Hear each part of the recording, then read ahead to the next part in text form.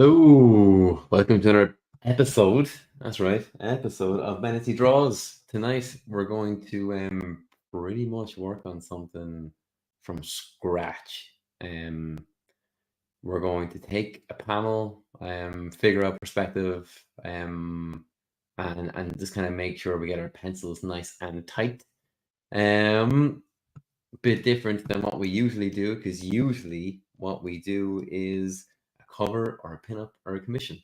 So this week will be the odds. Next week will be commission, and I think there'll be a special commission coming up then early August.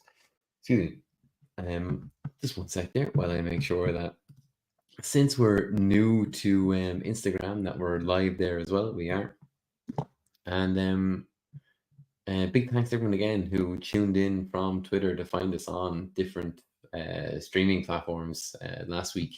Hopefully you follow suit again this week. So business first, and that would be the usual stuff of Fantasy.com to get your prints, comics, commissions. There's a bunch of new prints up on the Fantasy store. And as always, you can get like the Fantasy merch stuff as well. There's t-shirts with Flo, who's underneath me here. Our telephone test. Flo is the waitress. You can get them on t-shirts and hoodies. You can get kind of funny cartoon jokes as well. Water bottles, jumpers, the works. It's all there under the merch tab on the website. And more people are booking in on commissions. I think it's because Cara seems to be taking off a little bit. So please, if you want to book yourself a commission, there is a commission tab which will bring you to a portal on the website, and then I'll line up your commission there. We'll go back and forth to find out what suits and what you're after, all that kind of stuff. Anything else I'm missing? Oh yes, so I was almost going to do finish off the cover from last week, but there really wasn't a whole lot more of the cover left to do. So last Thursday, when I had a minute, I finished the cover. So it looks something like this. So before there was no background, there was maybe some rough lines on some of the intestines that Joe is wrapping around these very cute little animals and that are absolutely going to be dinner. And the bird not doing half as well as a rabbit. The rabbit looks like it's still ticking. And just as Joe's teeth are about to make an appearance. But really liked working on this. Very happy at how it turned out. And instead of jumping straight into an issue 3 cover, I thought some interiors tonight would be the way to go. And we've done so many kind of characters over the last while. I thought it might be interesting to maybe tackle a background and more or less from scratch. So that's what we're going to do today. But just there's our picture from last week, cover with cover 2. And here's our cover 1 that we did the month before. Pretty happy with how these are turning out. But that's not what we're here for tonight. We are here for panel 1 on this page. So let's go through the process again because we're new to Instagram. There's possibly people there who have never seen this stuff before and aren't aware of the process that I do. So let's just kind of go right from the start again. So I have a thumbnail. Thumbnail breaks down for me the beats from the script onto the page, what kind of a panel I'm going to use, what are the important bits on what are important panels regarding size and the pacing of the book as well. Like, so if I want panels to run nicely into one another, I tend to use gutters quite a lot. But if it's like something to slow down everybody and bring their eye in on something specifically and let the area that I'm trying to set up kind of steep into them and have your eye wander around. I use a bleed panel like I do up the top here. A bleed panel is a panel with no borders. So we have big crowd scene. We have kind of further establishing this new area. It's kind of a nice spot. It's not Ford Town, but because of the way the odds have struck the world, people have obviously kind of used the same kind of facilities, the same kind of ideas to set up these new towns. So it'll have the same kind of aesthetic, but it'll be a lot nicer because they're not all cannibals. Hey, so you can see here just how loose my thumbnails get. I'm really just thinking about composition, who's in the panel, and things like this. I'm either going to make a call on the day of whether I lower the heads, lower down the panel to leave room up here for dialogue, or I put them up here to make sure there's room for dialogue down here. I usually prefer going on top of the panel, but when I'm thumbnailing out, I like to play with it a bit to see if it actually does work better this way. I was torn on this panel as to leave it completely bleed or not. I might change my mind as I get to it. For now, we will leave it because we're mostly just going to work on this establishing shot tonight. So this is about just kind of figuring out an area. We're going to lock that. This is about as far as I've gotten. I wanted to change the angle somewhat. Actually, before I get into that, I should also show you my panels. I don't just draw the panels and get into it. I usually put in my rule of thirds as well, because clocked in a full day already and clocking a bit more time now, and putting in something like this just kind of keeps me honest and make sure my composition is where it needs to be. So as I put in my composition here, my rule of thirds even, I realized my composition was a bit off. And as good as this place is, I don't want it to feel all very nice and very brilliant and like, oh, they've made it now. I want things feeling a bit uneven. So that's why it's not a level horizon line. It's a skewed one. And yeah, I always kind of feel that makes people feel a little uneasy all the time. It can do things for you like that. It can also make dynamic actions even bigger and more dynamic, that kind of stuff. But for this panel, it's to create a sense of unease in the reader. We're going to get into this now. You guys can't see it, but off screen I have cabins, I have old west shop fronts, that kind of stuff. All these kind of things are informing this whole town. And just like before, when I said I wish I had taken a screenshot of various characters' wardrobe and didn't, and then couldn't find them again when I went looking, and I had to kind of figure out as I went along again. I have a folder full of reference material for this particular town, another folder for Ford Town, and it just helps instead of me having to go online and try hunt something down when I'm in the middle of drawing something. So yeah, here we go. I'm just going to do one more quick check over here. It does not look like we've gone live on Instagram. Now we are. Okay, very good. We'll keep that there. We'll go here and we'll get into our drawing tonight. So I'm going to lower this. I kind of know what it's supposed to look like up here. I know it's quite loose. Just before I came on there, I set up my vanity points. What I like to do is draw it first, just to kind of get the bare bones of something down onto a page, and then I figure out the tricky bits where the horizon line, the vanity points, all that stuff actually are, based on my very loose thumbnail that you just saw. So as always, I'm going to queue up.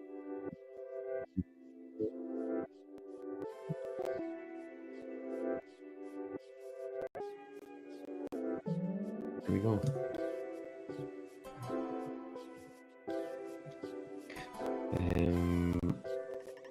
Missing the Twitter crowd. They were very vocal. Bit of talk, bit of chat. Please feel like you can do the same here. So I'm just setting up these kind of wooden porches to these kind of quickly made cabins. And just because this place is a nice, light, happy feely town, there's these kind of paper lanterns all the way through the town here. So yeah, and that's what these little balls are. And you can see in my rough sketch, I clearly didn't have the perspective right. It would be more like that.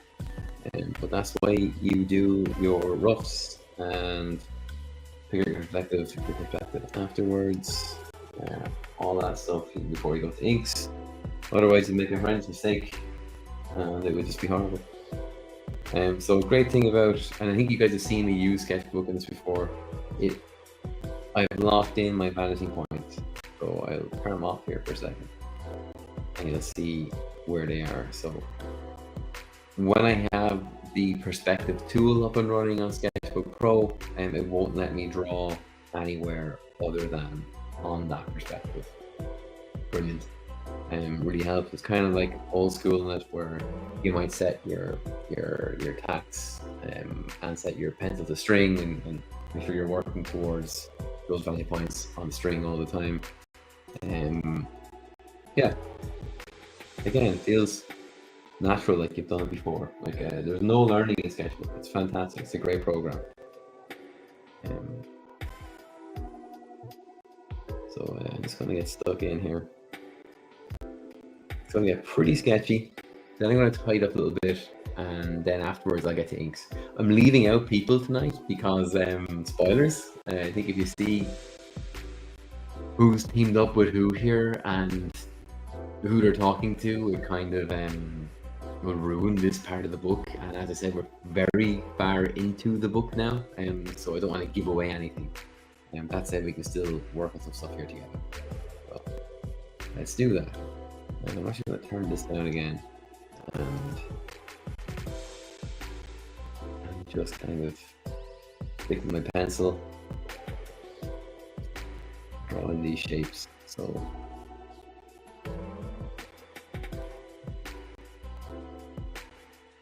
a big shout out to friend of the OzPod, made of mine, made of Dave's, Colin Griffin, who got nominated for a Ringo award today for best cover artist. Go check out his stuff. One of the best guys you'll ever get a chance to meet, talk to. He's just great fun. And it's about time the industry has really looked at his stuff and put him forward for something that I think is well overdue. Check him out. And congrats again, Colin.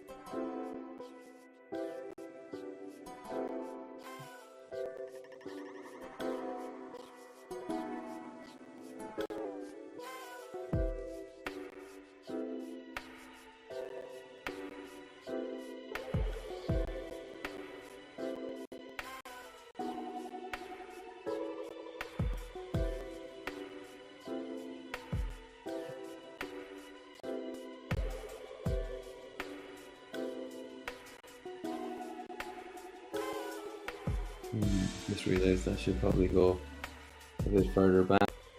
But I did, probably when I was talking and not paying attention.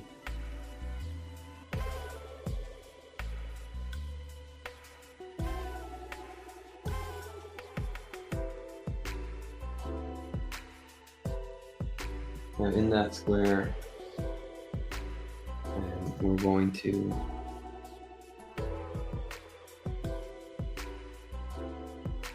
so the way to break that down correctly is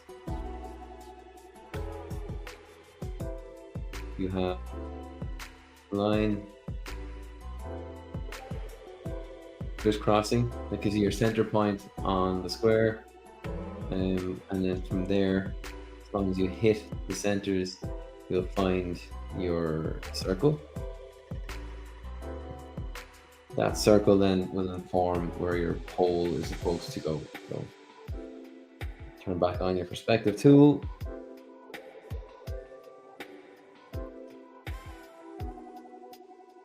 Push that line there back a little bit so we don't have a tangent. Don't like tangents. And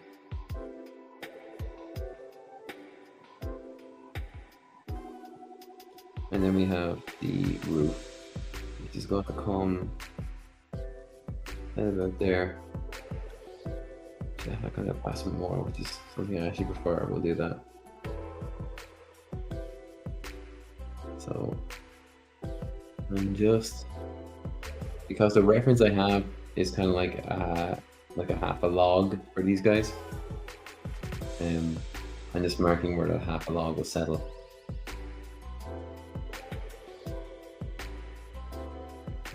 And then it's the same over on this side. And then the building across from these guys is kind of a shop, so it looks a little different.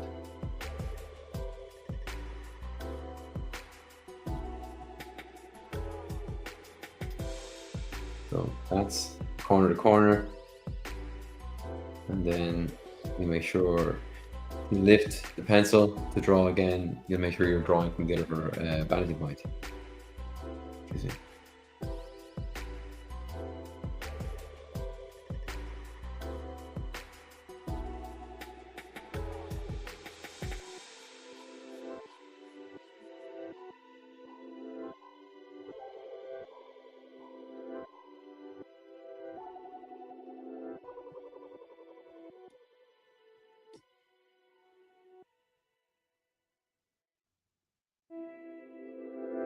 So that would mean that my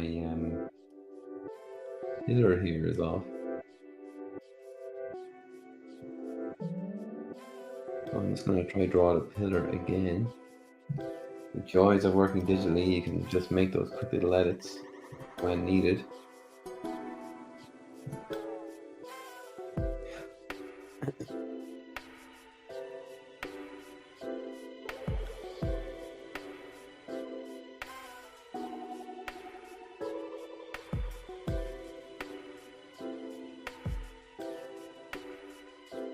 So I think pillar would be something more inside this square here.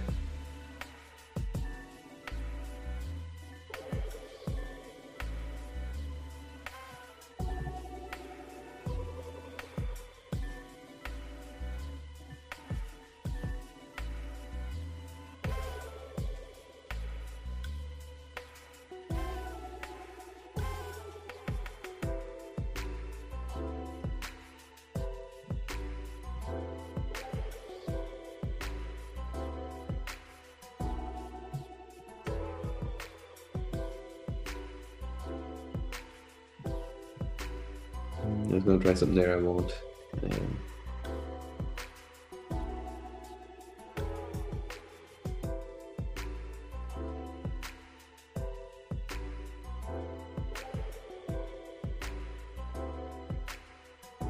So a lot of these kind of old West towns seem to have like a bit of a platform to get up and walk on.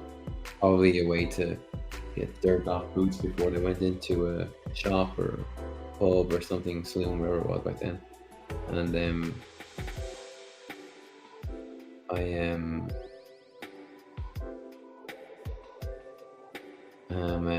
using something similar here it was kind of set up quite quickly post the influence, and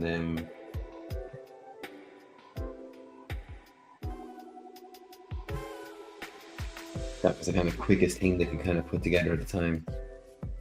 I think it makes sense for the area they're into, and you would. And if you've seen some of the pages that I shared already, you've seen that there's a lot of stuff going on in the woods around Ford Town.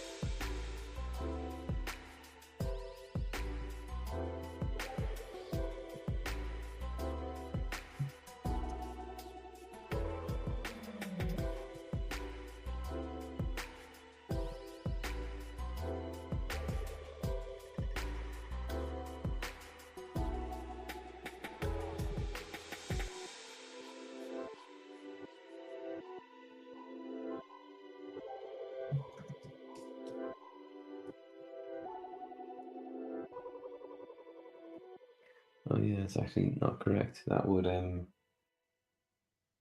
would have the lip, and then what was? How did that look again?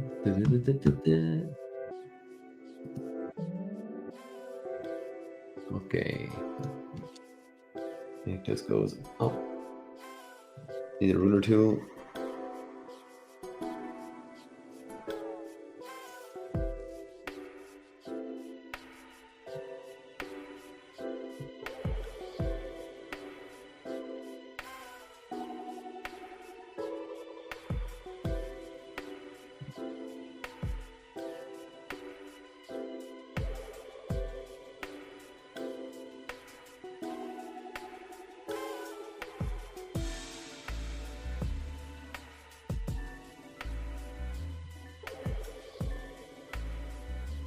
Just loosely putting stuff in for now. And the building over here is kind of a shop. So it has a little bit of a different look to it. Just a little bit. It'll still be a wooden cabin type thing, but it won't have the same porch, that kind of stuff.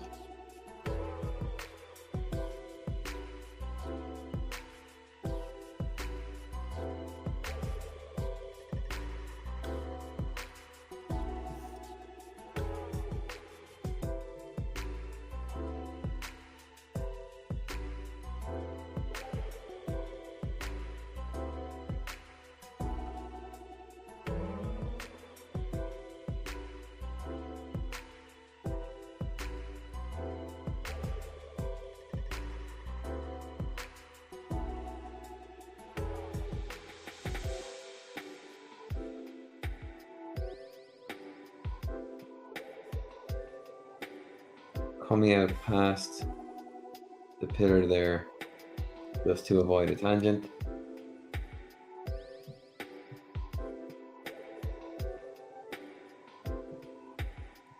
If I don't like it, I'm gonna stay in, because I think it should be more uniform with this building here. So it would actually be here. Go straight up. And up. And up. Okay.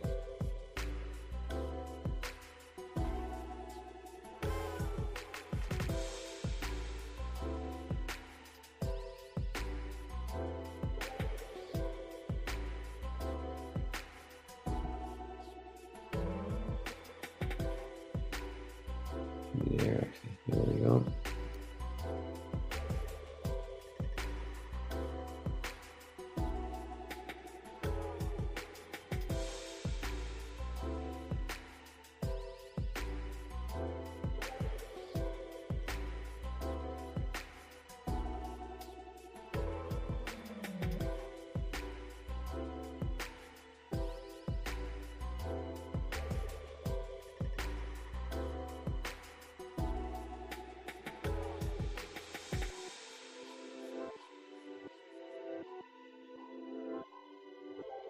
Kind of a double door thing here.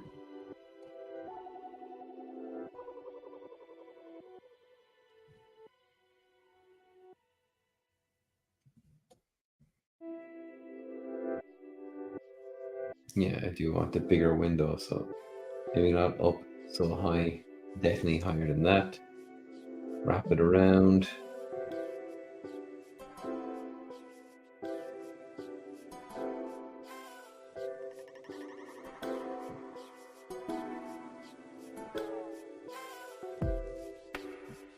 Too thick, I think. There we go. And that'll be the same the whole way down. We'll have another window about there.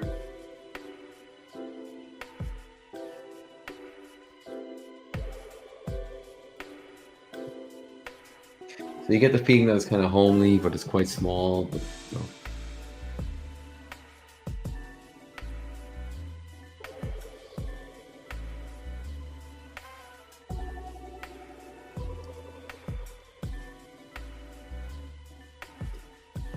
Okay, so now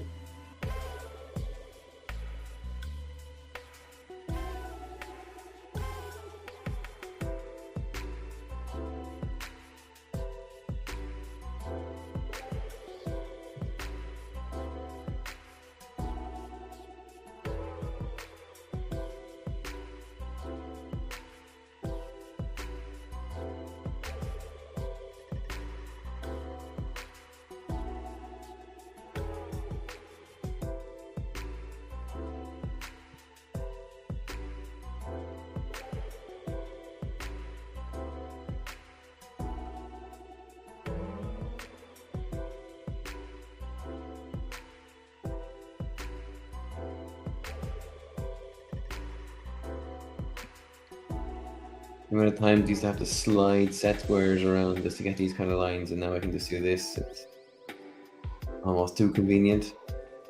Won't complain about it though.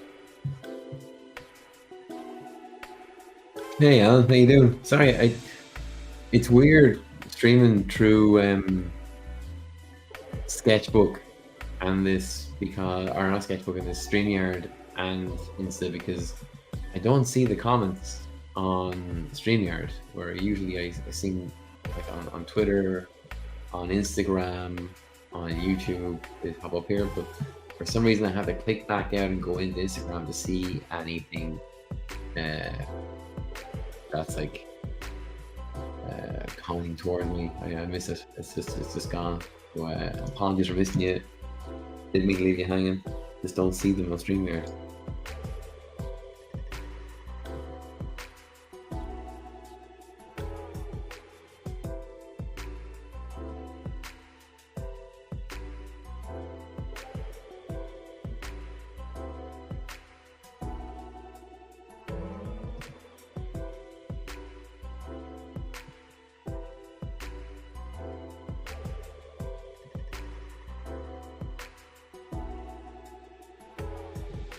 So for now, I'm putting down everything on the page, and then I'll go back in, probably with the inks, and start to make everything kind of look nice, you know, make it look like it's actually a piece of wood or dirt, or it's cracked, or it's brand new, that kind of stuff.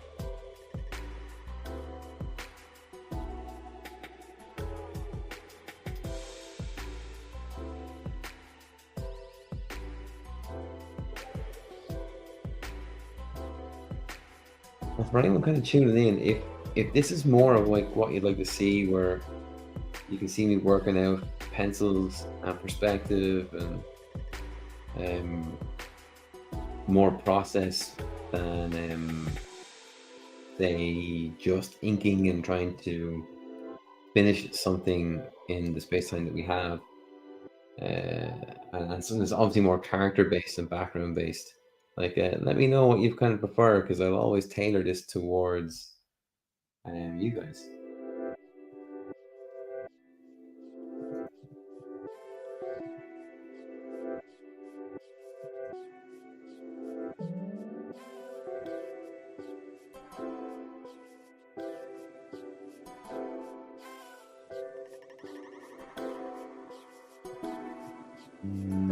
Just realized I made a silly mistake there.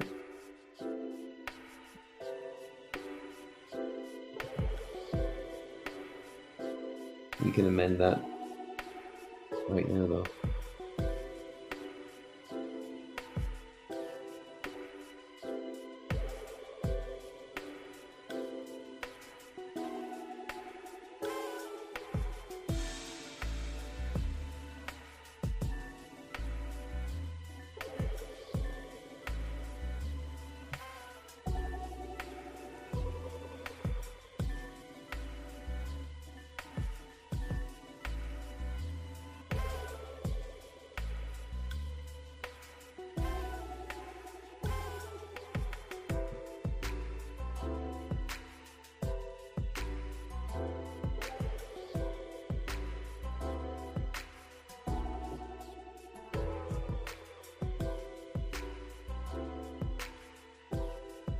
Always finish off the perspective on the edges. It goes all the way around.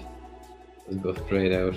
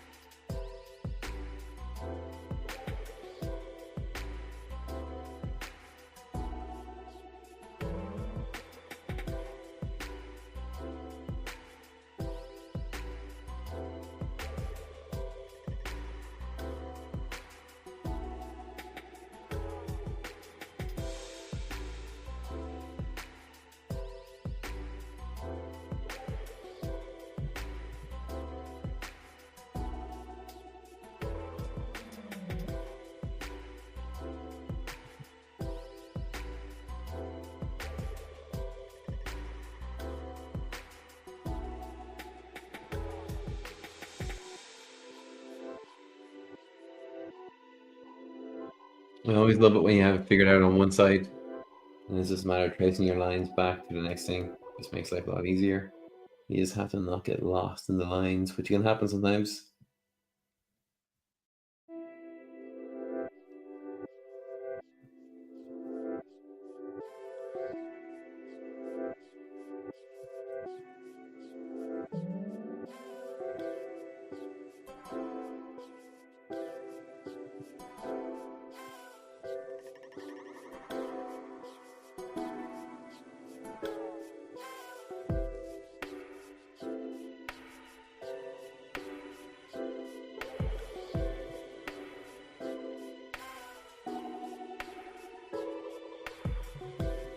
Quick look again at my wooden cabin here. very symmetrical. Yeah, okay.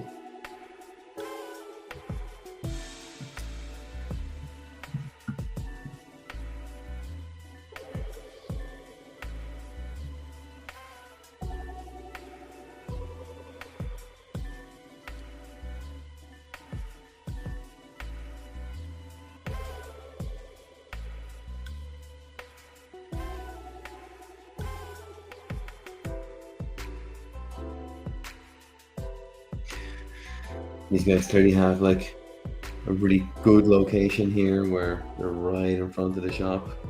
You wouldn't want that place, right?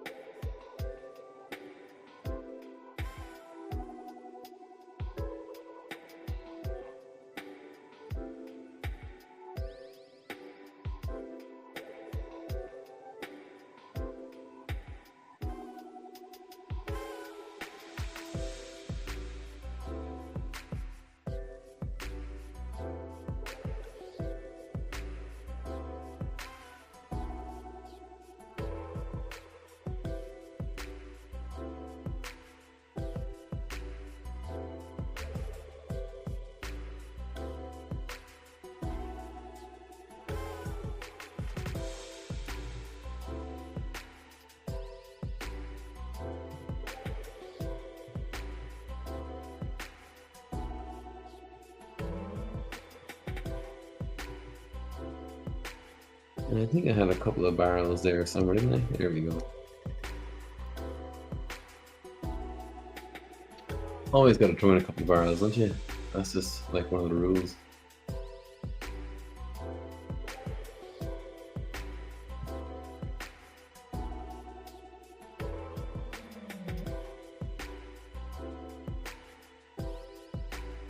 And just to clarify now, while I'm working on this, um,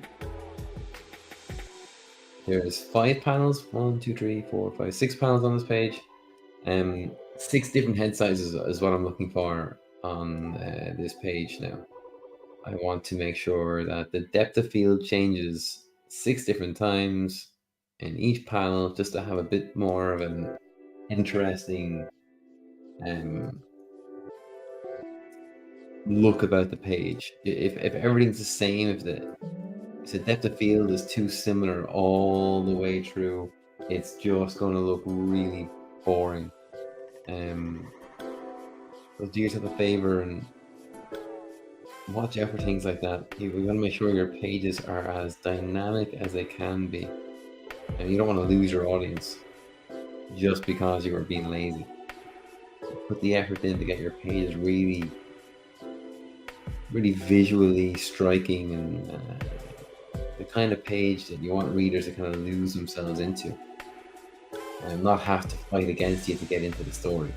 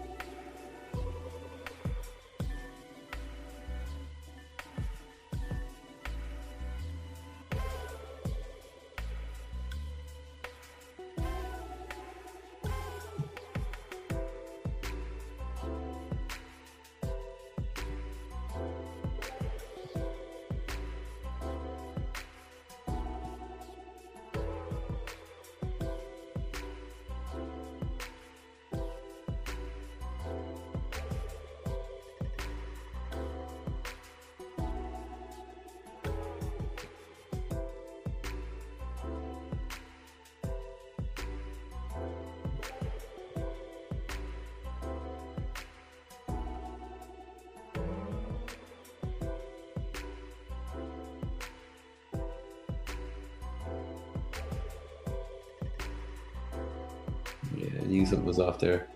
Wasn't paying enough attention. There we go.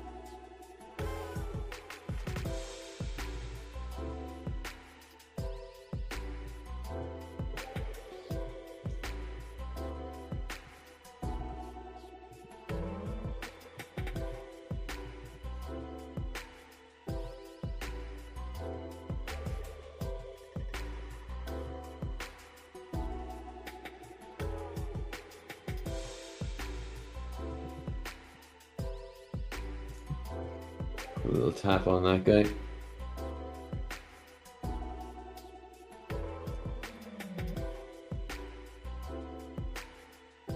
And we'll also put in a little downpipe.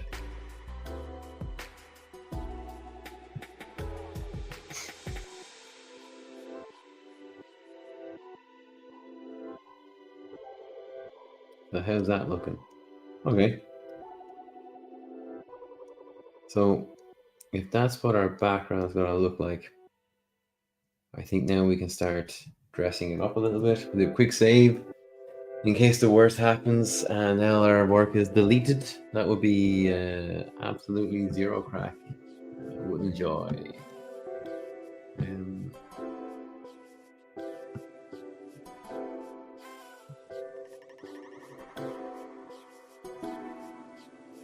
Okay, so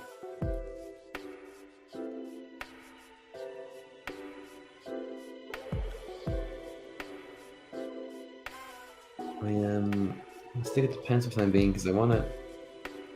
A few things here I really want to dress up a little bit, and I feel like if I go in with the inks now, I might settle on something instead of really pushing it to where I need it to be. So I also need my lights. So this one is going to connect this one over here. For now, I'm just going to draw in freehand stuff. I will get my ellipse tool and draw these in properly afterwards. I'll have a crisscross. The smaller bulbs in the middle. So boom. So then this one will come from here. Another smaller bulb. Smaller bulb. Right. Let's get this a bit more dressed up then. So I'm just going to open up a new screen to put the same reference material I was using over here. So I don't have to go changing. Okay, well, I mean, it appears much. Might be a little quicker.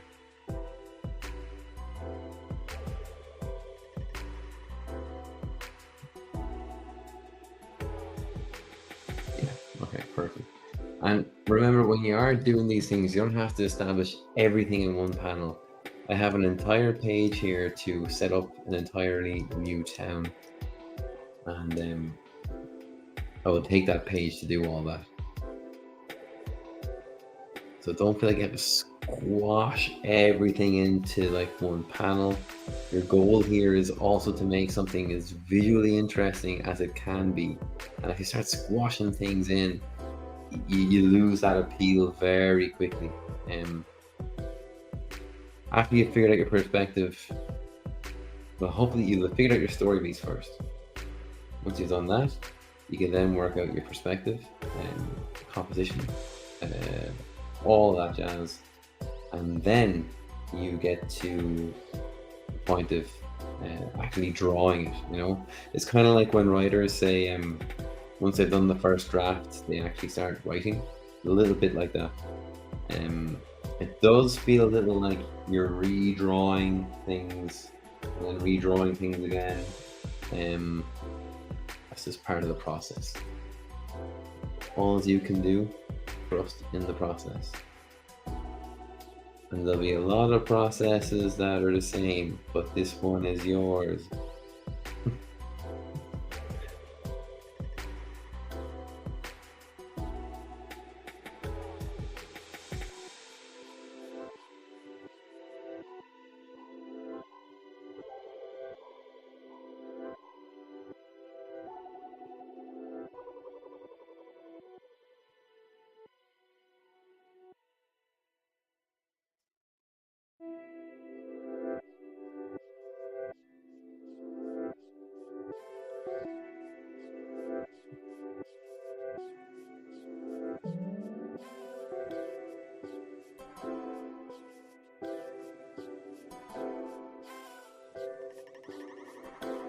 I'm gonna loosely sketch in some shadows here.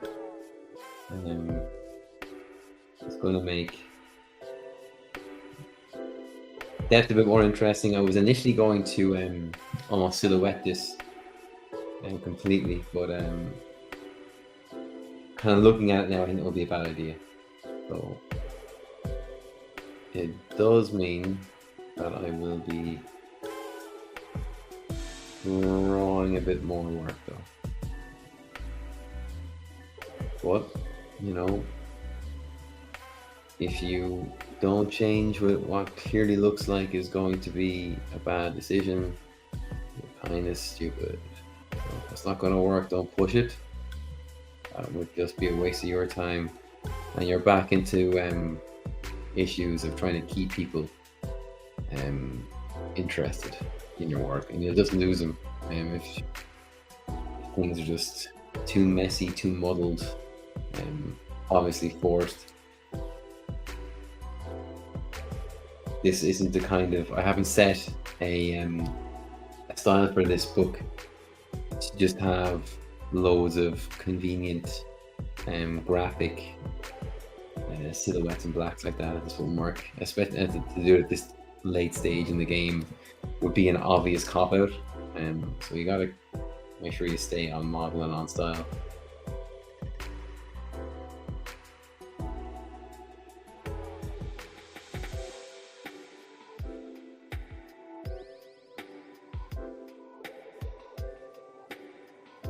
Sometimes it's just lots of fun working this stuff out. It's just the best.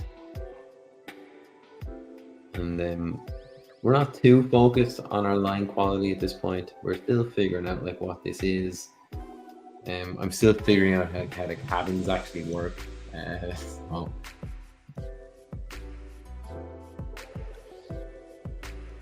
it's down on one side and then a square on the other. Didn't know that a minute ago. Now I do.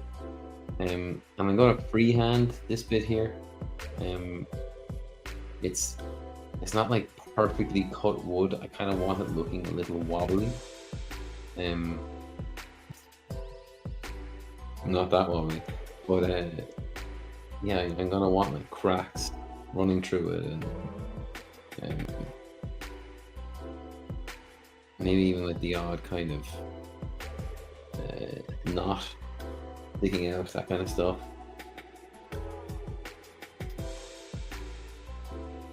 This isn't in a time in people's lives where it was easy to manufacture something on a large scale. This is definitely down to a couple of people pretty good with their hands and just crafting something as best as they can here. So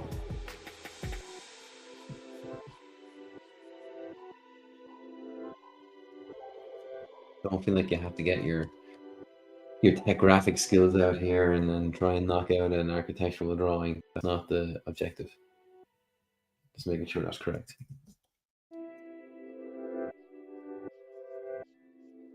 So bottom line will be a full line, and then the line interior that will be broken. Just to bring about a little bit of life and texture in these things. It matters.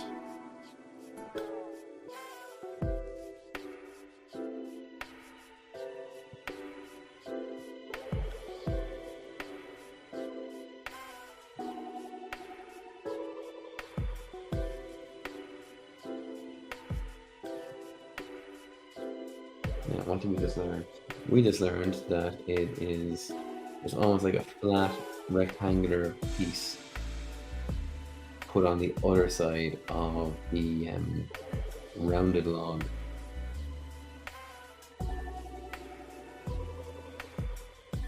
So this thing here should have a piece that goes up. It's too close. Go on the tangent with the window.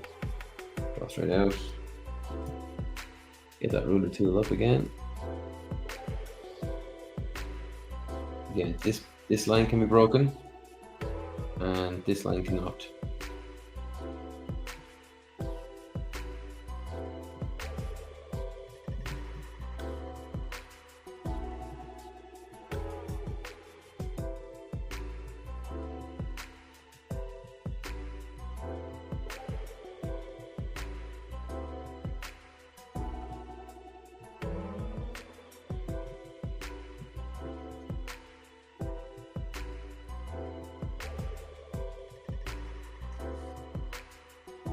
I'm just seeing this window here, and maybe to get wind chimes. I might throw in some wind chimes in a bit. We'll see.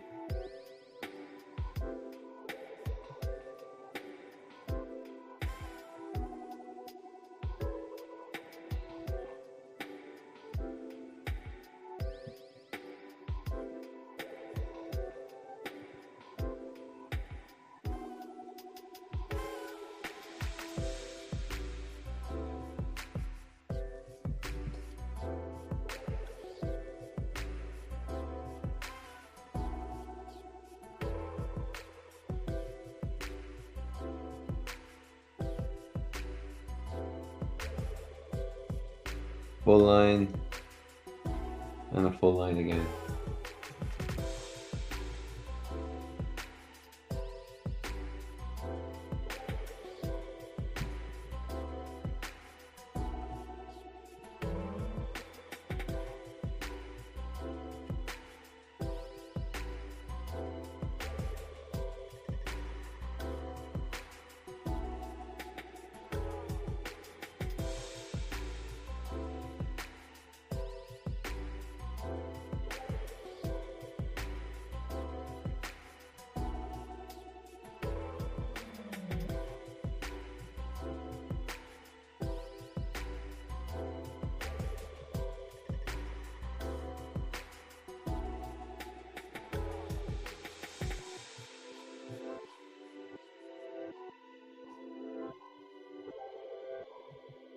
And then we have,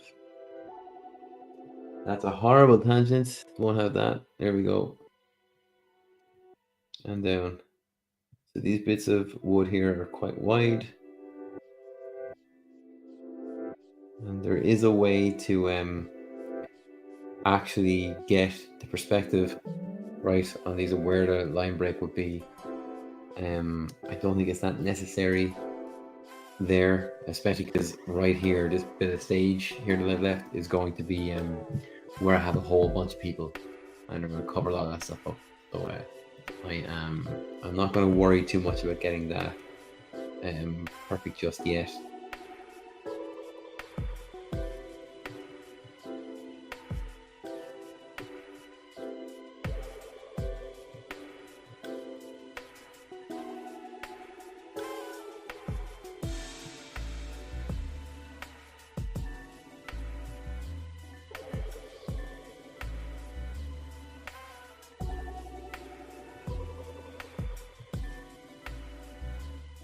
Look at that. Sometimes it does that. It picks the wrong perspective line to draw on.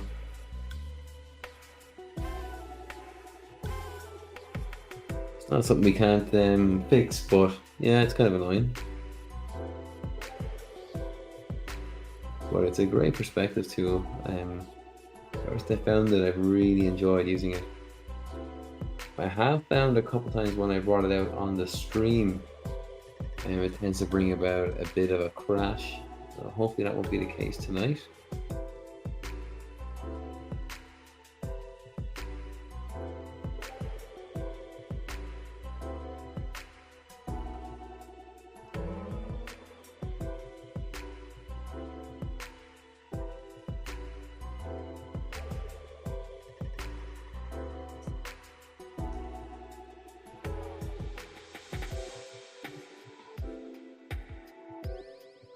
I'm doing that the wrong way. No, I'm not. Excellent. Perfect.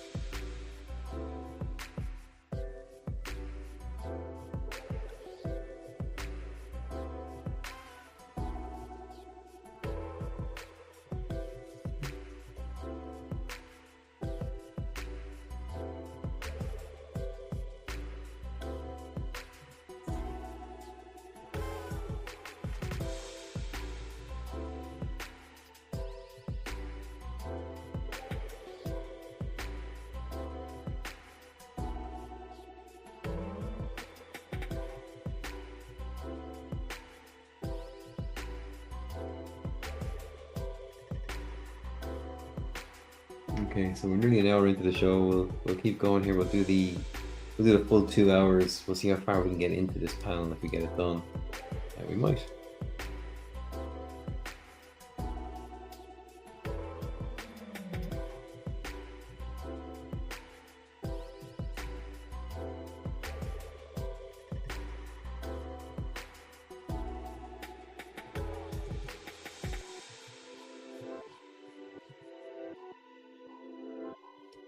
Just gonna remove some of those lines so I remember that doesn't have to be a full line.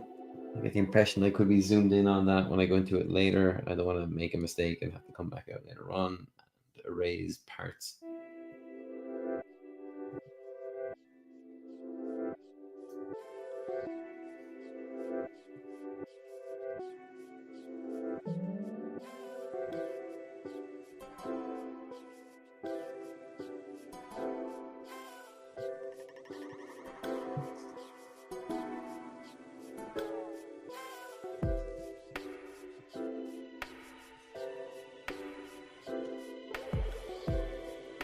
I kind of feel like if it's a shop, maybe 2 down pipes will be the way to go here.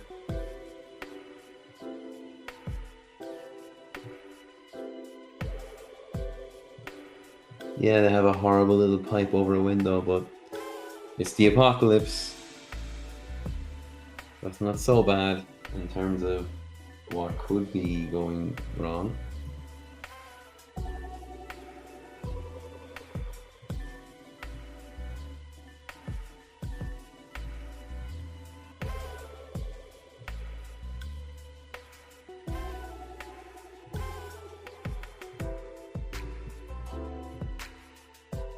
When it comes to inking the barrels, I always hate doing it, but it's always worth the extra bit of effort. Just slowing down and making sure you get the curves in.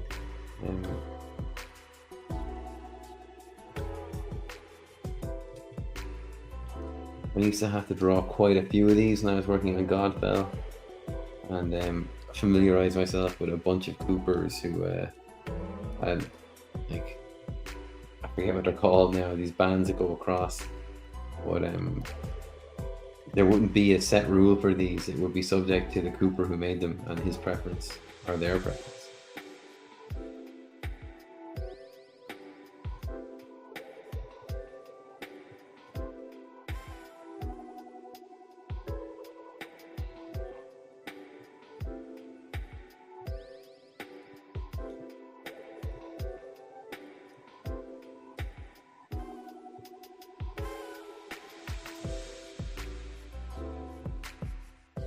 Make sure to follow those lines back down through your drawings.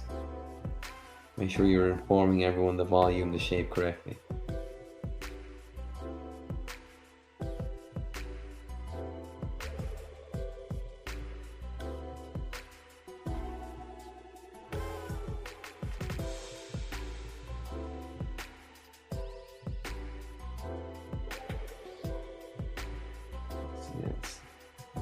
Just a little too close for this one for me.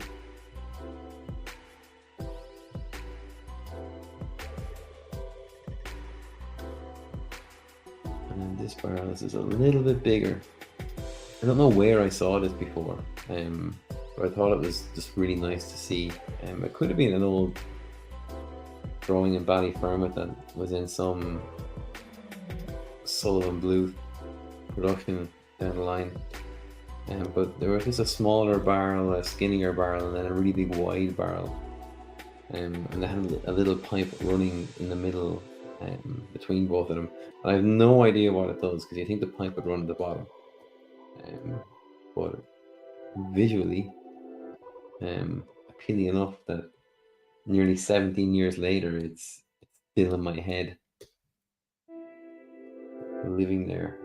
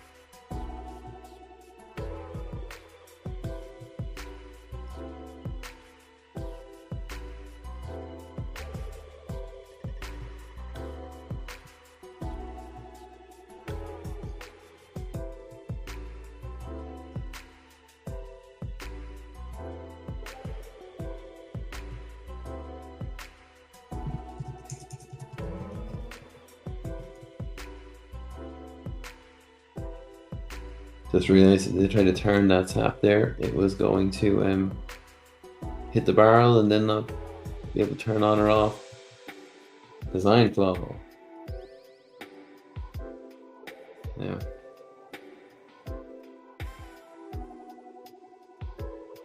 You can see when I'm roughing it out that I'm drawing through my shapes just to make sure that I'm getting everything correct.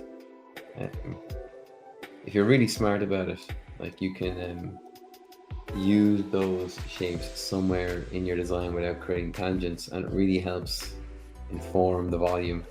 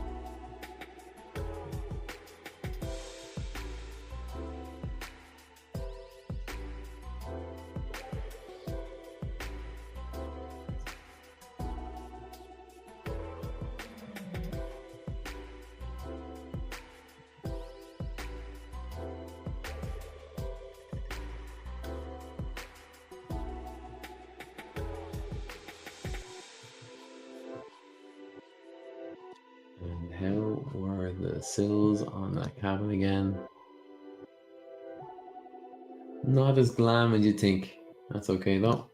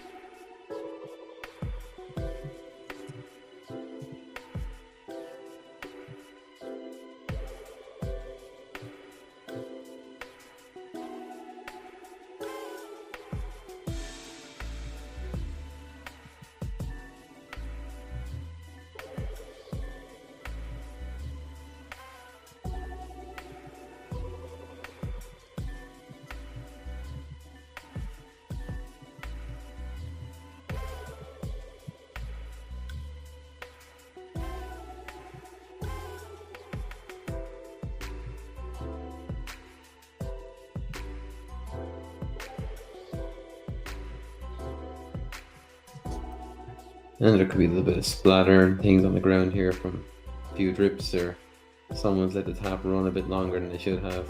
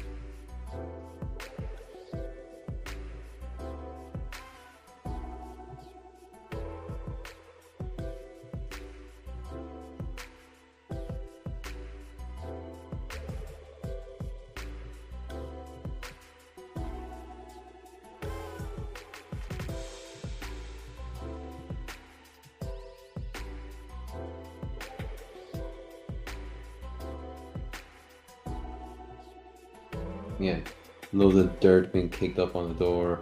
It's messy here, and there's plenty of people kind of walking. Actually, you know, would be a good comparison would be oh, I'm gonna brain fart on the name now. But the town in The Last of Us, something kind of close to that in terms of people, a population, I guess. People who live there. A little bit different in aesthetic, but close, I guess.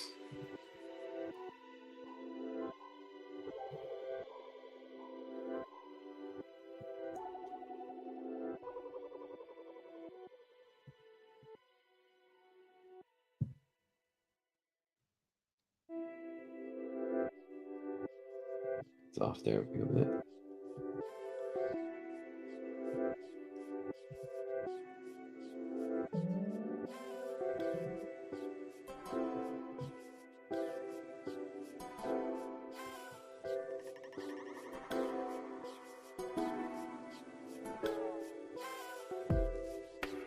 Okay, and then the window.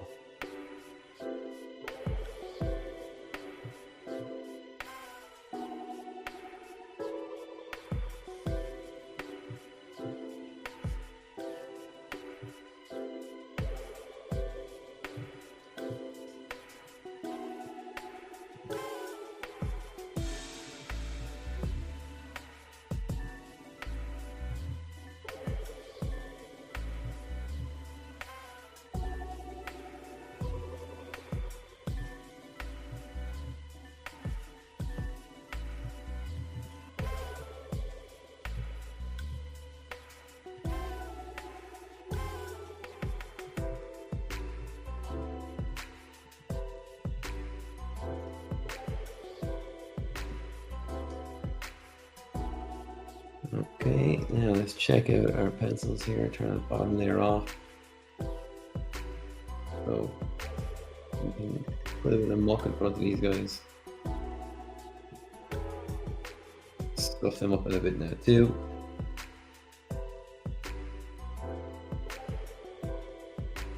And we have, we're kind of leaning over the ledge here. Someone talking to someone there. See, they're quite low now. We'll fix that when we go to draw them in. And don't need something in there. I do. Nearly missed that. Let's open this up again, get the perspective tool out, and I think from around there we would see some of the platform on the ground. Just gonna flatten that, and we can pretty much get into drawing this very soon. I'm going to stick this down lower and lower this. And I'm going to make sure I get my reference for these guys again. 'Cause there was a certain kind of lantern I wanted to get, and I thought some just weren't. They didn't scream apocalypse enough. They looked like too trendy. Where did I leave it?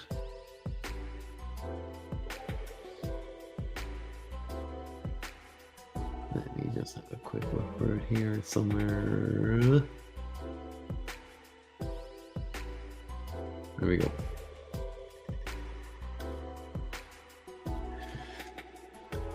These kind of quick and easy things you can make when you have the materials, I guess. But something that doesn't look like they've gone and found some amazing craftsman who's managed to survive with all his materials and everything he'd ever need to make these perfect, amazing street lanterns. So pillar to pillar, there will be a line.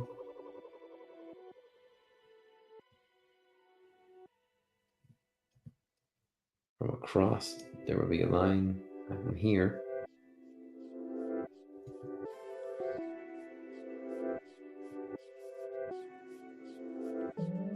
there we go. So in the middle here, there will be a big lantern.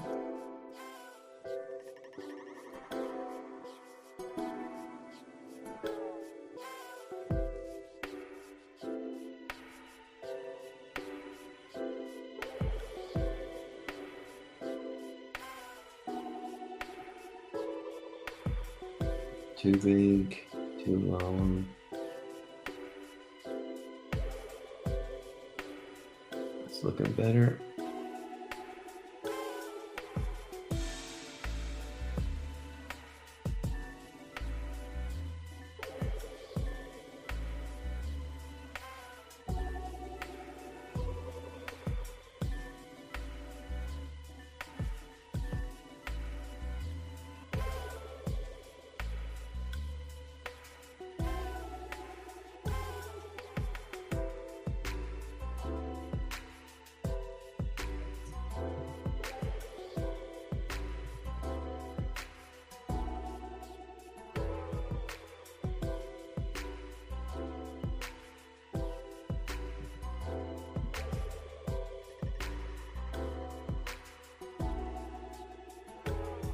Making sure there's no tangents. Okay, I drifted when I went to save it there. Actually, it will be a bit further over.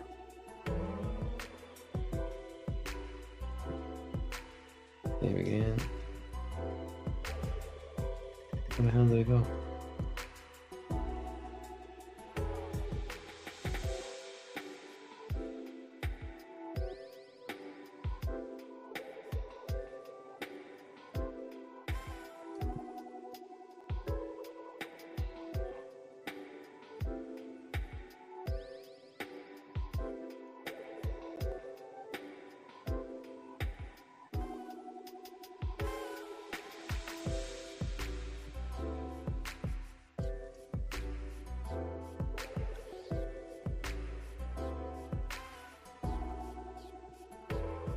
Let's turn off the thumbnail again. Back up here to, yeah, perfect.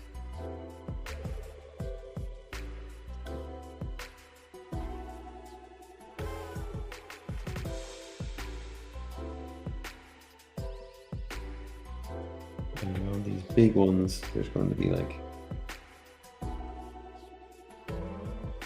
little paper flaps.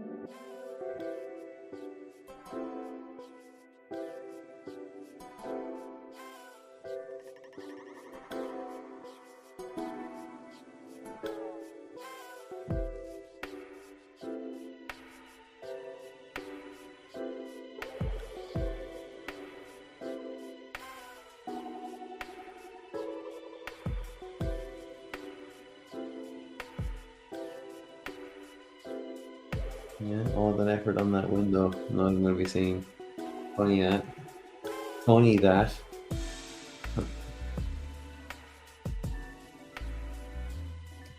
Okay.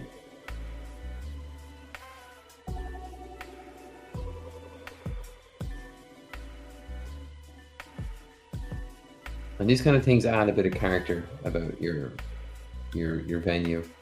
And a bit of character is kind of important, especially if you're kind of like me, where you kind of find backgrounds a little boring sometimes. You know, I prefer drawing people than I do the setting. But when you start thinking about it as a character, you you kind of find yourself adding in these embellishments and little tips and tricks and things that add a little more something to it. It makes a big difference. Like if you're going to draw Deadpool, you're probably missing a beat if you're not leaning into his powers and how messed up you can make him. Bit like Wolverine the same way, you know, you can have him with multiple knives sticking out of it. But kind of like when I was drawing Zanzi for Godfell, she could be carrying axe wounds and everything and still going strong. Just like you can do something like that to inform people who somebody is, you can do the same thing with backgrounds and inform people where they are and the kind of people that live there.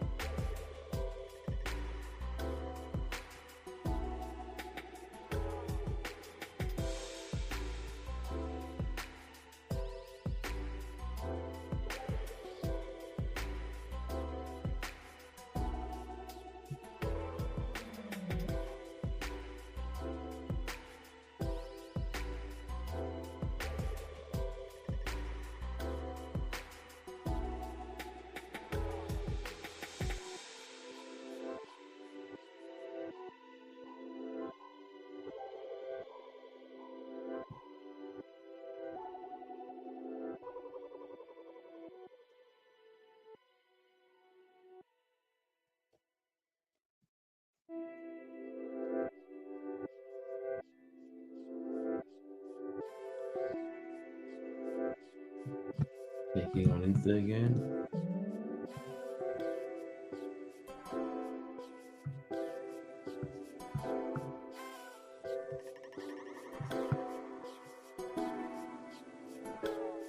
Thanks for joining, folks.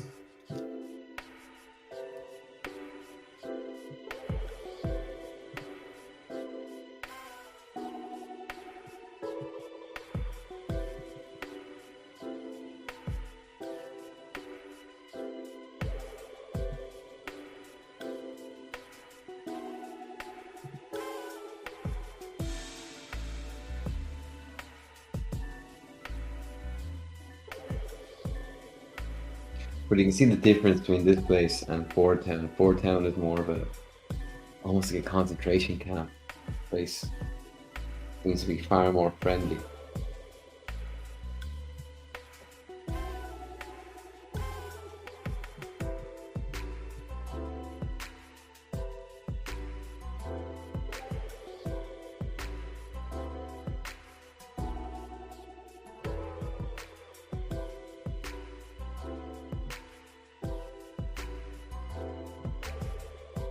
And remember your line weight. So these are related to this frame here, not the front one. So the lines should be thinner than these ones.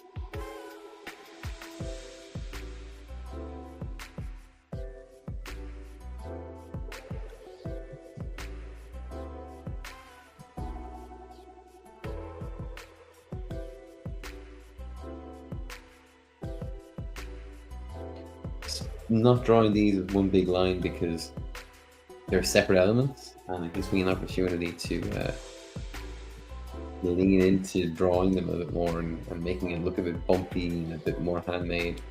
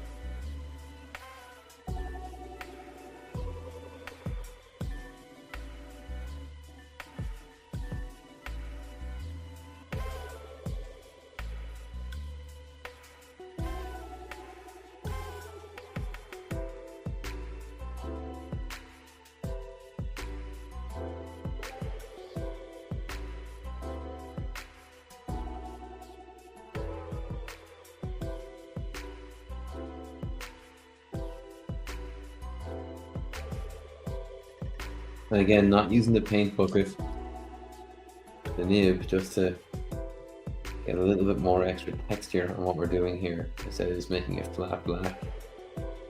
There's a tiny place for those paint bucket blacks. This isn't one of them.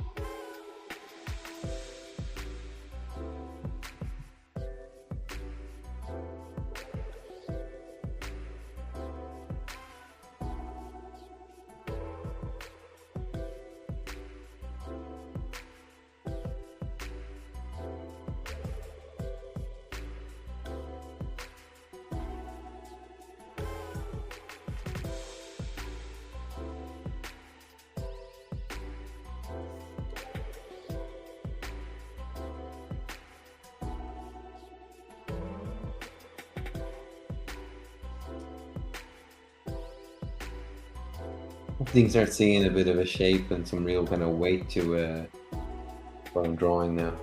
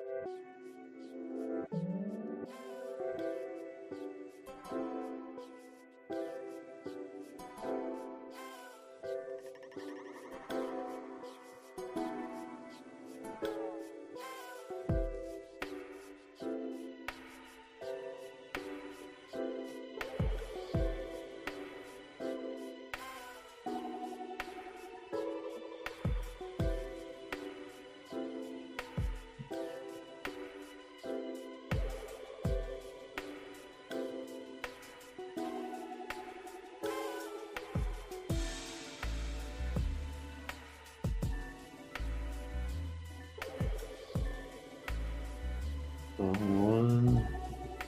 Knew that looked a bit fishy.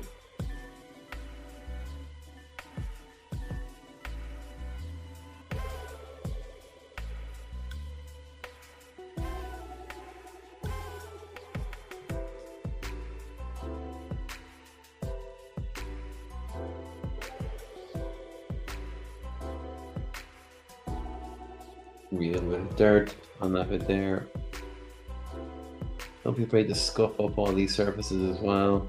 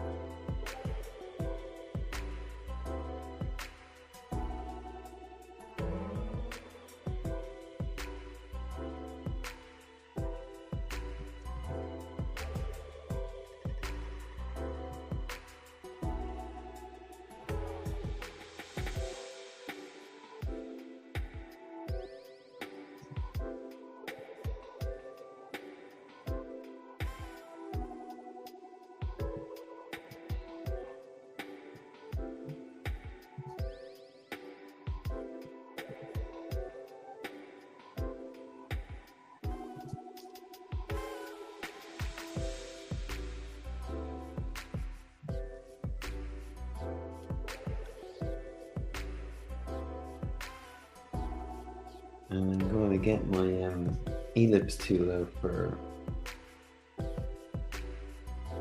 this kind of wire that the lanterns are on.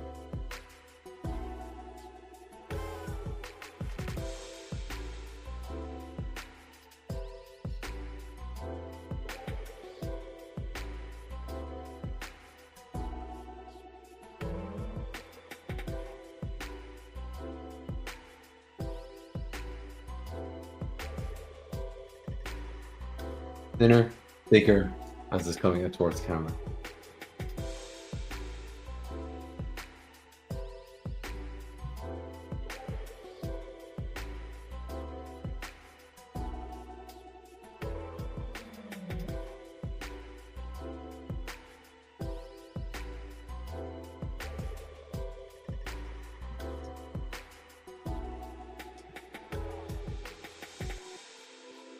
Not entirely happy. I thought it'd be a little bit off, but that was a little too off to me. So I am going to move that lantern in a little bit more here. Just a little bit. Do about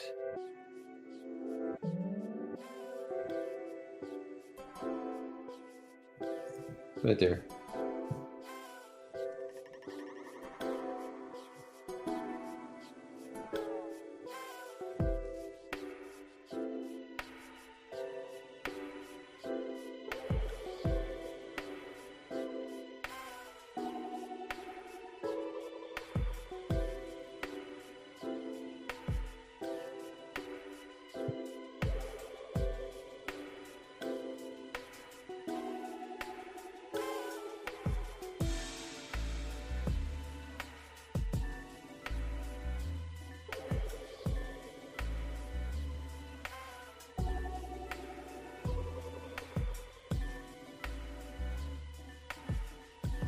I want to freehand this circle a bit just so it's not a perfect orb. Not the kind of effect I want here. This is a nicer place in Ford Town, but it's not a perfect place. Very handmade, up and coming type place. So I don't want it to look just pristine and brilliant. Has a bit of wear and tear, has a bit of potential. That's all.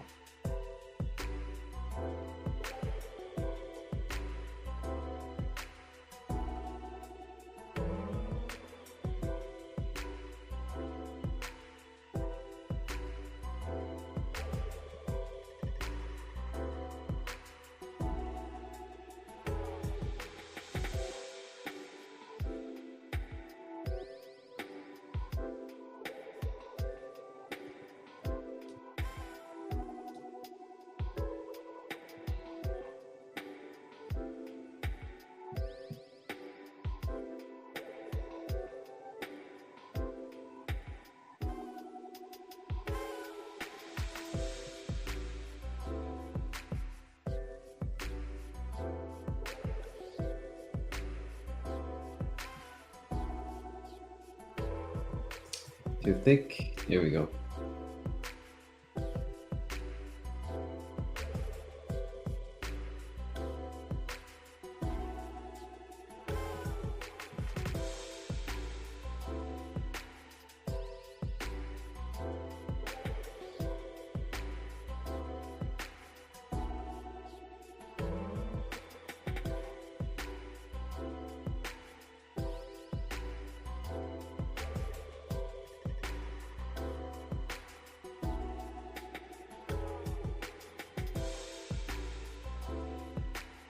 Okay, quick save again. Don't want to lose any of this progress. It's looking nice.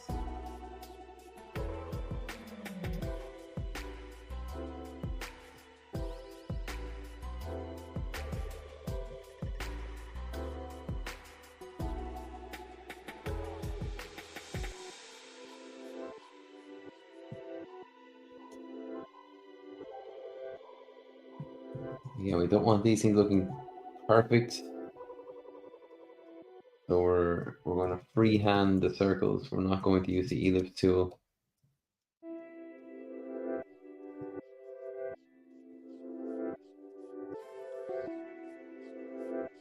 When I was studying in Ballyfermot, one of the best tips I ever got was because they train you not to use a ruler at all there.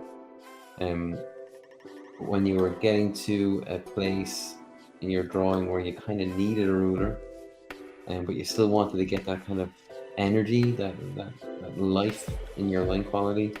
The trick was to use a ruler on your roughs. So then when you went to go and draw it for your final your your your final piece, whenever you were either inking, we weren't really inking in Valley at that point, it was just tighter pencils. But when you went to go to finally do that, you would freehand over your rulered pencils, and it would still give you this really nice and technically on point line.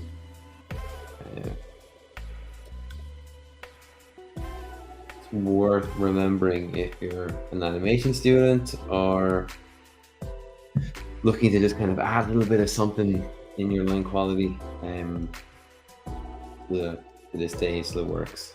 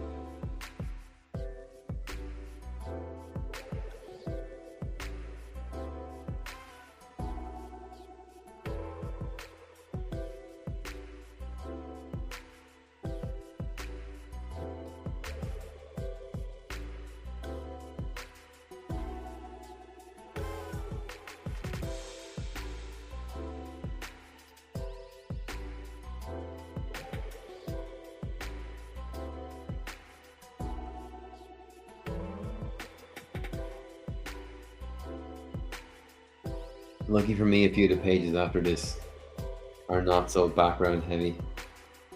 If all the pages were this background heavy, I would never get this book done. You kind of have to get a bit smart about what you're drawing, when you're drawing it, how much of it you're drawing, when you're planning out your thumbnails, because you can go in with all these dreams of being the best artist, and you're going to have all these things happen. You're not going to cut any corners, but then you'll end up missing your deadline. So it's about kind of finding the important bits, embellishing them as much as you can, or embellishing one big part so you can keep the others moving nicely. You also don't want to end up like just overloading your audience with background after background after background. It'll just become noise after a while, and despite all your effort, people will not be looking at it.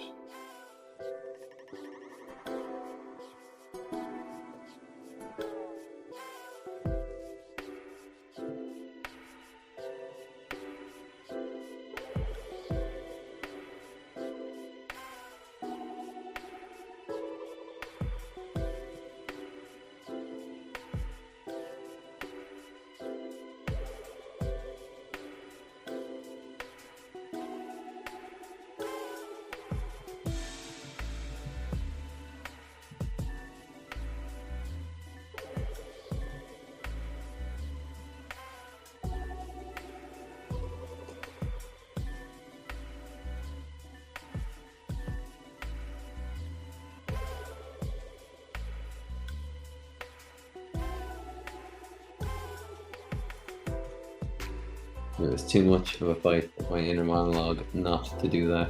I had to just cave in and do it there.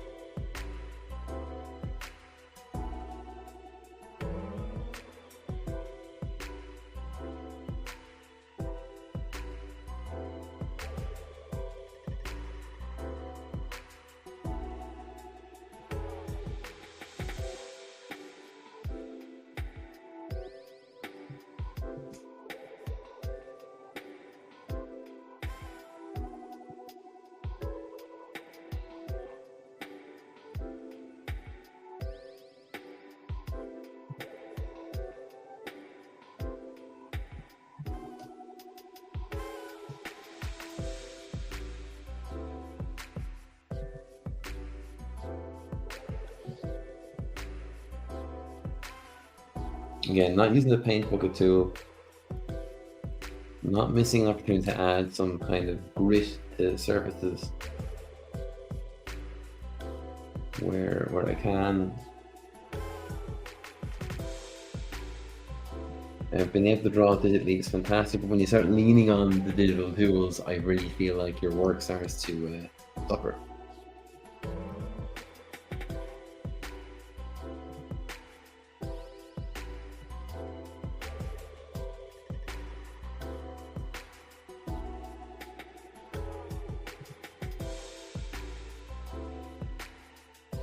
So I have a tangent here. I'm going to get rid of it just by lowering the tail on the lantern.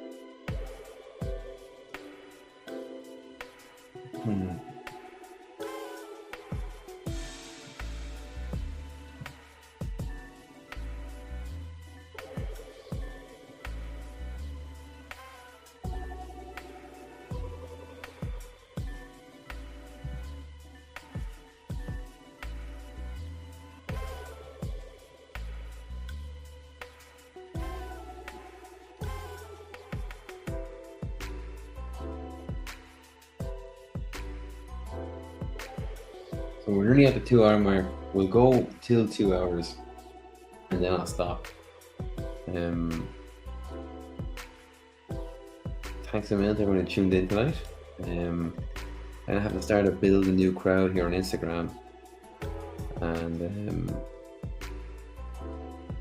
it's different. It's not as seamless as what I had before. I might have to find a way to fix that. But thank you for sticking with me while I figure out Instagram and this whole process. Just when I thought I had it all figured out, Elon goes and pulls the carpet out from under me.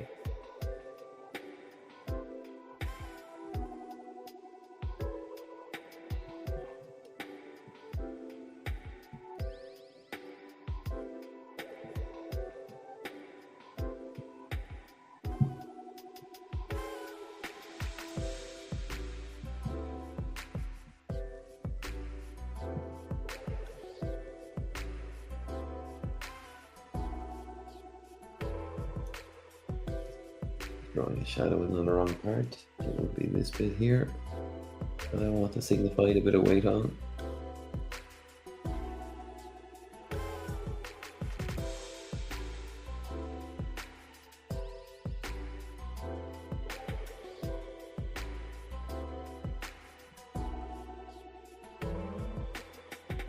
But I hope this kind of gives a good indication as to how long something like a background or a comic book page can actually take to do. The kind of approach might be helpful for people who are trying to figure this stuff out. As always, if there's any kind of questions, you can always catch me on the socials. I'm pretty much Benesy on everything.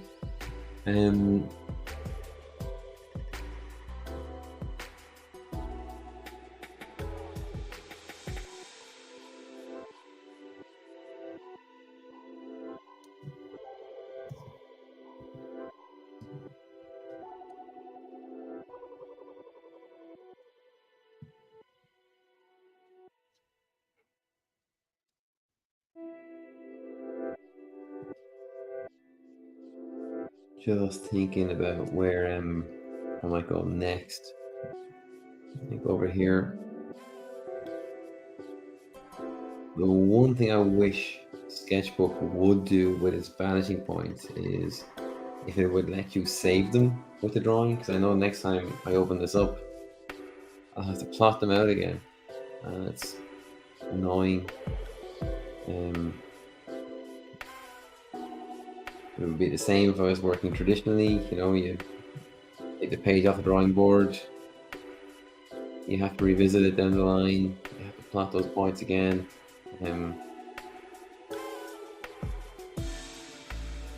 But it's one of those things I think digitally it's a step that's not necessary.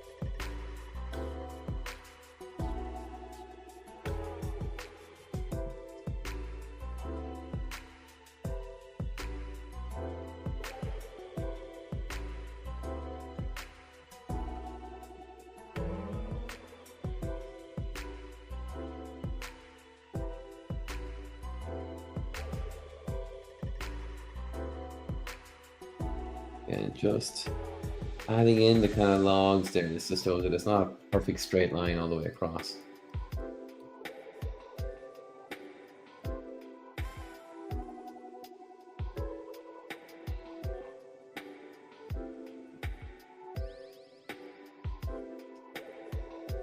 I have a little brush for areas like this, I like using that adds a little bit of texture to it. I'm gonna break it out now, make it a bit smaller though.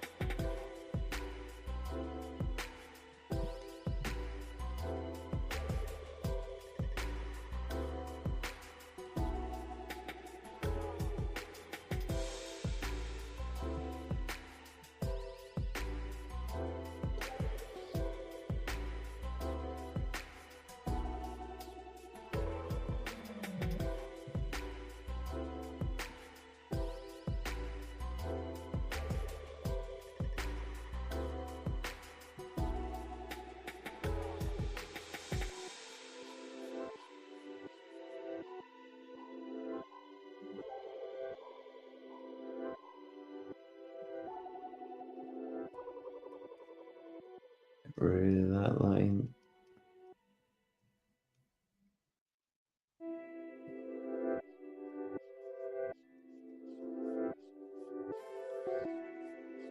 It was a bit too flat across. I think it should have indicated the volume of the beam a bit more.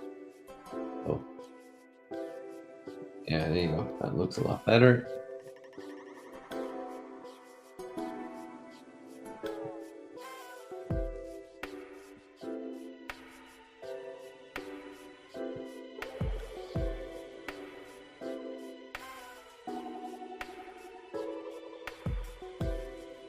Rid of this, it's annoying me. I'm at 2 hour mark. I'm going to finish this little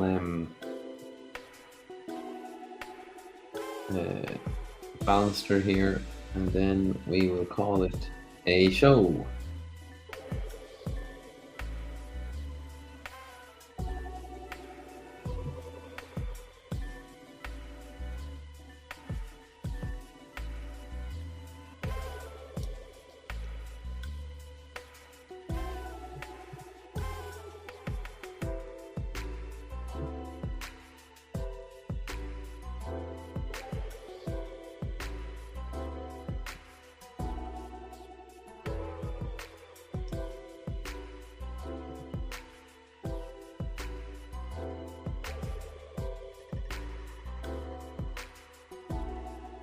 Again, remember, the lines in front should be thicker than the ones behind it.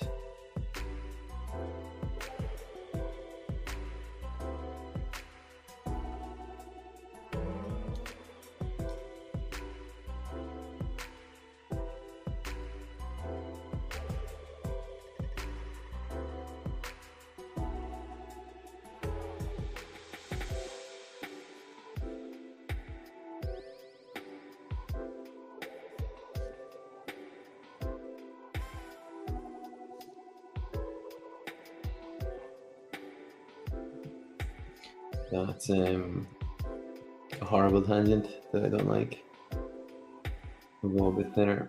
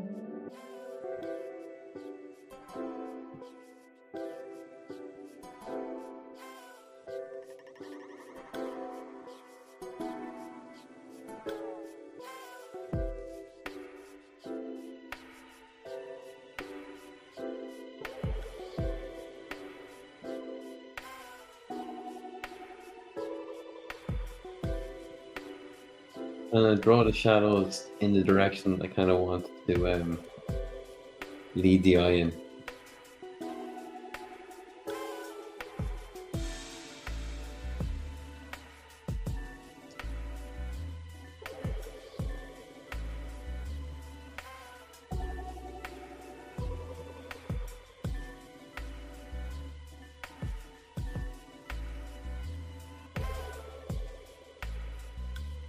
Okay, just want to get some of the bigger perspective points down before I call it a day, because I don't want to have to plant them down again.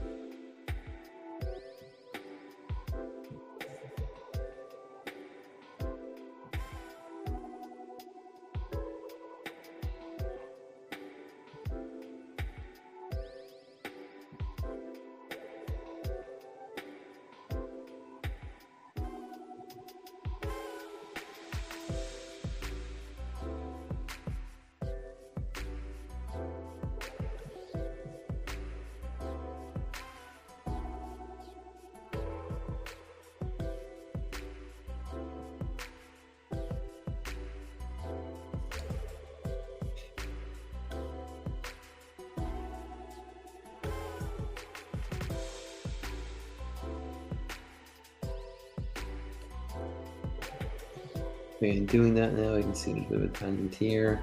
I'm picking up the line in front to really make it pop out from the background.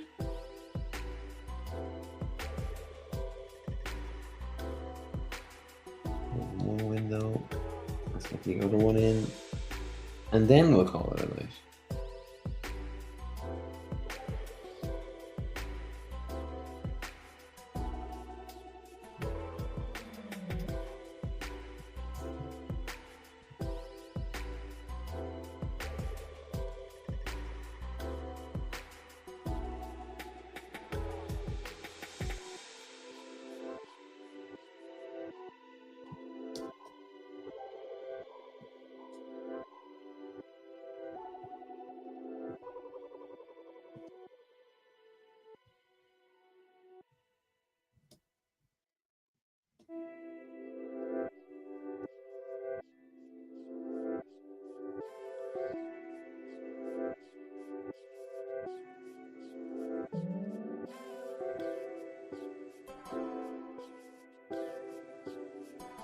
Okay, so that will be what we get done tonight on the stream.